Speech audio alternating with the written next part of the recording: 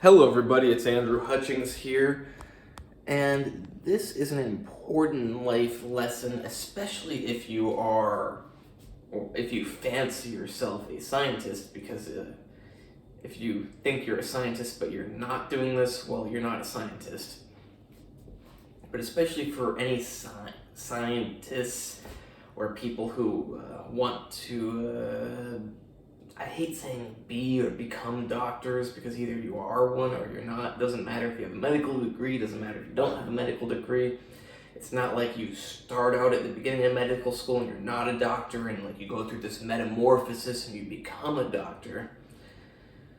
But something that's severely lacking everywhere, especially in like the scientific field and universities, is instead of people reading or seeing, or I'll make these examples with medical studies. Now, they don't, okay, just an example, but it can apply to lots of things. If there is a medical study which says we did all this stuff happened, here's our conclusion. What parts should you focus on? Now, I took a class at my last university where they taught students how to read medical studies, and scientific studies. It's really amazing that most students in their final year of a biochemistry degree had not read scientific studies.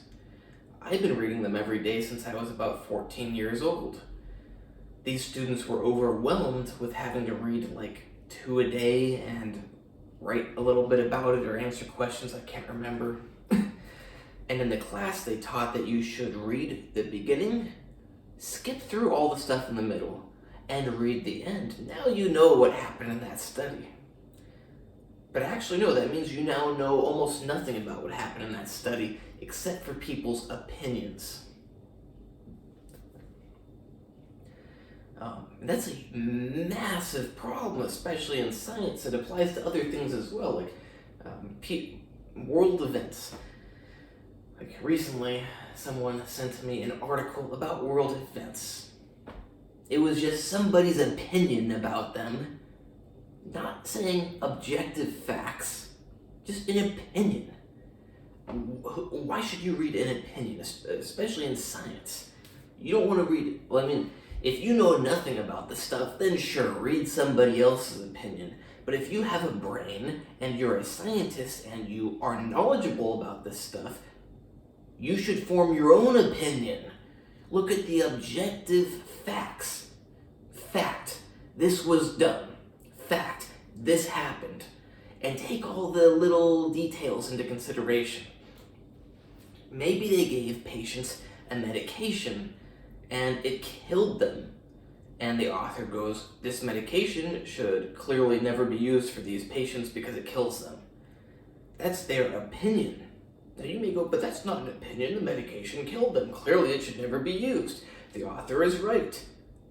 What dosage did the author use? When did they give it to the patients? Perhaps these were the wrong patients to give it to. There are so many factors that come into play, and you don't know those factors unless you read the stuff in the middle and form your own opinion. Remember this. Read the objective facts. Observe objective facts, reality. Consider all the details and form your own intelligent opinion.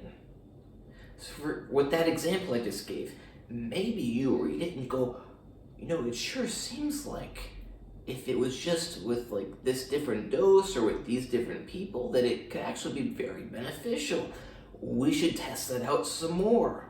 And guess what? That's how actual science is. It's not you're anti-science for disagreeing with me. No. You're anti-science for saying you shouldn't be able to be questioned. That's how science works. Somebody says something, somebody else questions it and tests things. And you don't learn very much if you just listen to other people's opinions. And in fact, the whole point of this wasn't about not learning very much, but about learning the wrong things, because you're missing out on a lot if you don't actually look at the objective things yourself. And that's another problem with education. Education is based on, not on objective, partially on purely objective things, but partially on opinions other people have formed about those objective things. You go to medical school, for example, and they tell you in this situation you should give this medication, and in that situation you should do this. That's somebody's opinion. And I know there are the people that will go, that's just your opinion about everything. But yes, it is actually just somebody's opinion. Just because somebody says that that's good or that's bad doesn't mean it is. It means they think it is based on their brain and what they saw. Perhaps their brain isn't very good. Why should you go with what they think? Not everybody is super intelligent. Also, people make mistakes, even if they are intelligent. Sometimes people just overlook something. You don't know. You should always think for yourself and actually figure things out.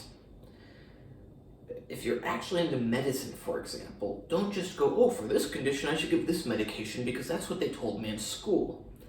Why don't you actually first learn a bunch about that condition, learn about the medication, and read lots of medical studies and the stuff in the middle of them, not only at the top or the bottom.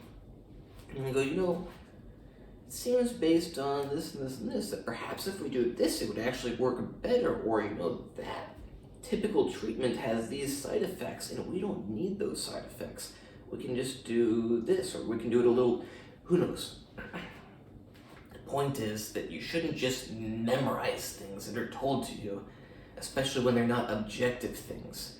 Now, of course, you're probably, but it's objective. You give these to the patients and they get better.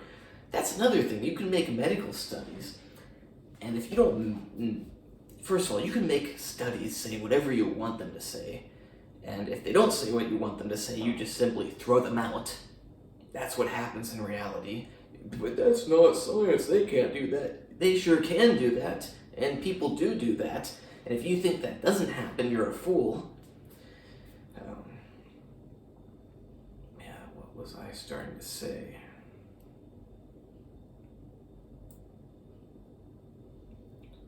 Oh yeah, medical studies, they can be like, oh, this medication's great for this illness. Well, you didn't include the other illnesses that medication causes while you get rid of that illness.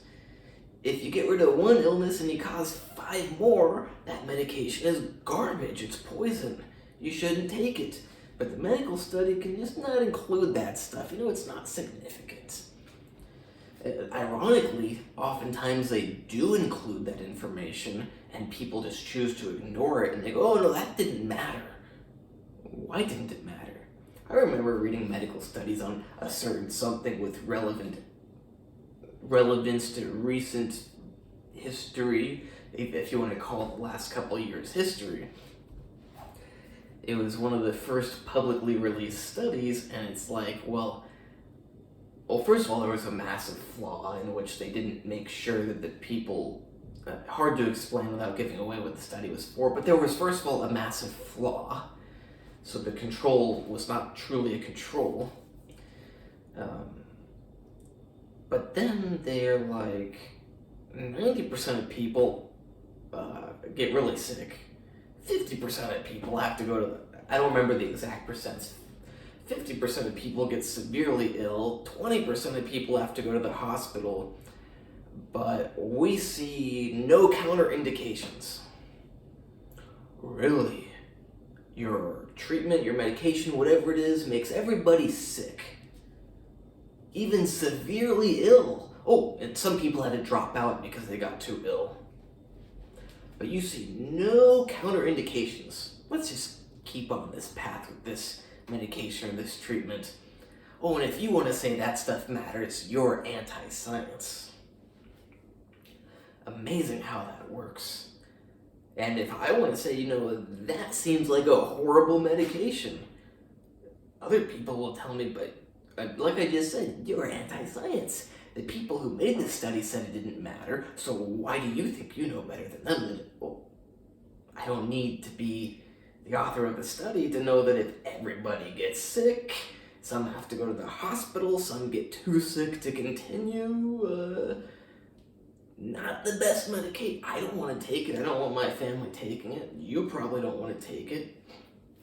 And then what's pretty bad is you often get these experts who decide that, we shouldn't even allow the public to know that stuff because they can't make decisions. Only we are smart enough to make decisions. The public might think that this medication is not safe, but we know better that it is safe. So we are protecting the public by not sharing the side effects with them.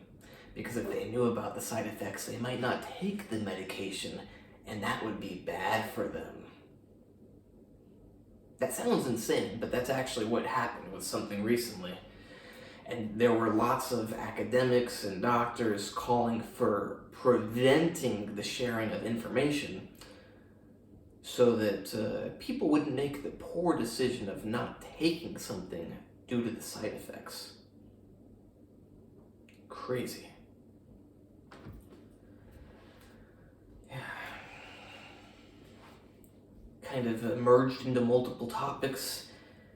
But to get back to the original one, look at objective facts. Consider all the little details, how it could change things. Pay attention to the little details. And then form your own opinion. Then afterwards, look at somebody else's. Maybe you'll go, oh, I didn't think of that, or oh, interesting, they thought the same thing I think. But especially never look at somebody else's opinion before you form your own, because then you can't truly form your own opinion if you look at somebody else's first. I mean, you can, especially if you're a very non-biased person, but at some level it will still influence you. It will kind of direct your thoughts, even if it doesn't bias you.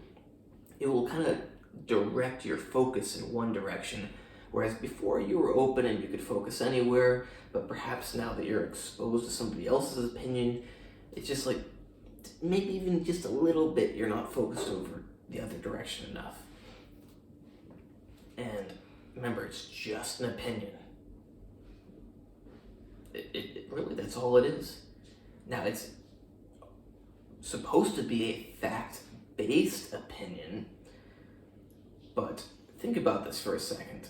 If somebody is stupid, their opinion doesn't matter even if it's based on facts.